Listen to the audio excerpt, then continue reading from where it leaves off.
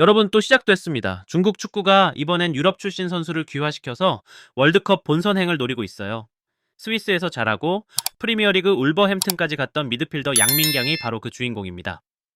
중국 언론은 마치 구세주가 온 것처럼 떠들고 있죠.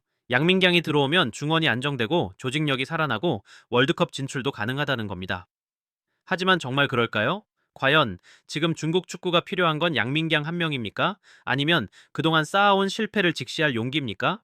이건 단순한 귀화가 아닙니다. 한나라 축구가 시스템이 아닌 개인에게 마지막 희망을 거는 그야말로 눈 가리고 아웅 그 자체입니다. 여러분 지금 중국 축구대표팀의 현실 정말 심각합니다. 2026년 북중미 월드컵 아시아 3차 예선 중국은 C조에서 2승 6패, 승점 6점으로 꼴찌입니다. 조 6개 팀 중 당당히 마지막 더 내려갈 데도 없어요. 그나마 이긴 두 경기 상대도 솔직히 말해서 강팀이 아닙니다. 인도네시아전 2대1, 바레인전 1대0 그것도 간신히 이겼습니다. 그런데 지금 중국 언론은 기적을 바라본다. 아직 기회는 있다. 이런 이야기만 반복하고 있어요. 맞습니다. 남은 두 경기에서 이긴다면 플레이오프 진출 가능성은 있습니다. 하지만 그건 기적이 일어나야 가능한 시나리오입니다. 왜냐하면 단순히 수치상의 가능성만 있는 게 아니라 경기력 자체가 너무 떨어지기 때문이죠. 여러분, 중국 축구의 진짜 문제는 단순한 성적이 아닙니다. 조직력, 정신력, 그리고 가장 기본적인 기술력, 이 세 가지가 전부 무너졌어요. 경기만 보면 알 수 있습니다. 패스는 느리고 수비는 허술하고 공격은 답답합니다. 경기 후반으로 갈수록 체력은 떨어지고 포기하는 듯한 모습까지 보입니다. 이건 전술의 문제가 아닙니다.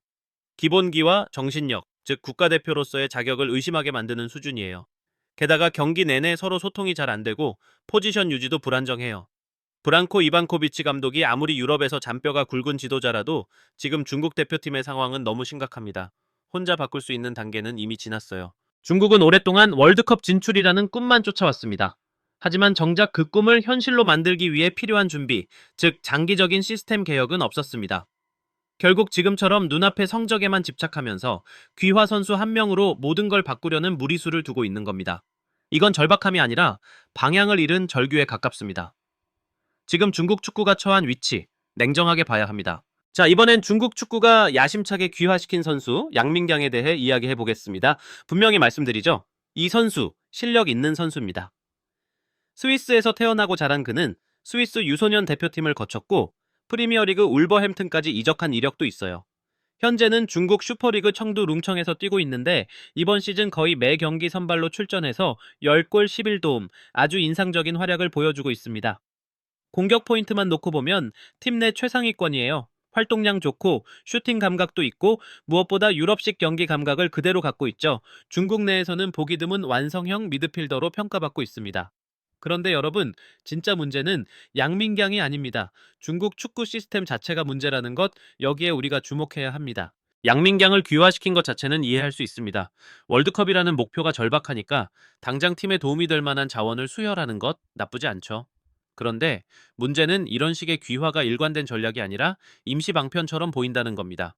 전술은 부실하고 유소년 육성 시스템은 거의 작동하지 않고 지도자 인사도 들쭉날쭉인 상황에서 과연 외부에서 선수 한 명 데려온다고 해서 이 모든 문제가 해결될 수 있을까요? 이건 마치 집안에 물 새는데 페인트 칠만 덧바르는 것과 같아요. 벽은 금가고 곰팡이 피었는데 바깥에만 페인트 예쁘게 칠한다고 해서 집이 멀쩡해지나요? 중국 축구는 지금 구조적 실패를 즉석밥처럼 간단하게 해결하려고 하고 있습니다.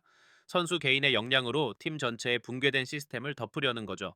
게다가 이런 귀화는 종종 팀의 정체성 문제도 야기합니다. 중국 대표팀이라는 이름 아래 뛰는 선수들이 정말 중국 축구의 철학과 문화를 대표하고 있는지 의문이 들 수밖에 없습니다. 결국 양민경 효과는 있을 수 있어요. 하지만 이 선수가 아무리 잘해도 혼자서 시스템 전체를 바꿀 수는 없습니다.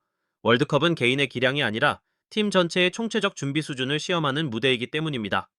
중국 축구가 정말 월드컵을 원한다면 필요한 건 선수 귀화가 아니라 시스템 리빌딩입니다.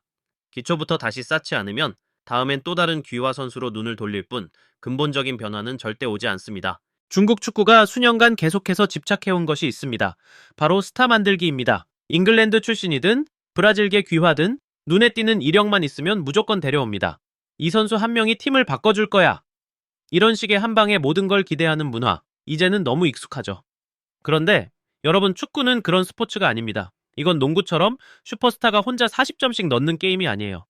팀워크, 조직력, 멘탈. 이 세 가지가 갖춰지지 않으면 아무리 개인기가 뛰어나도 소용없습니다. 중국은 이걸 계속 놓치고 있어요. 스타가 팀을 이끄는 게 아니라 팀이 스타를 만드는 법인데 중국은 그 순서를 완전히 거꾸로 가고 있는 거죠. 최근 있었던 호주전 0기 패배. 경기 후 중국 현지 언론은 끈기 있었다, 포기하지 않았다고 칭찬했어요. 하지만 우리가 경기를 실제로 보면 어떻습니까? 수비 전환 속도는 느리고 중원에서의 압박은 거의 실종 상태.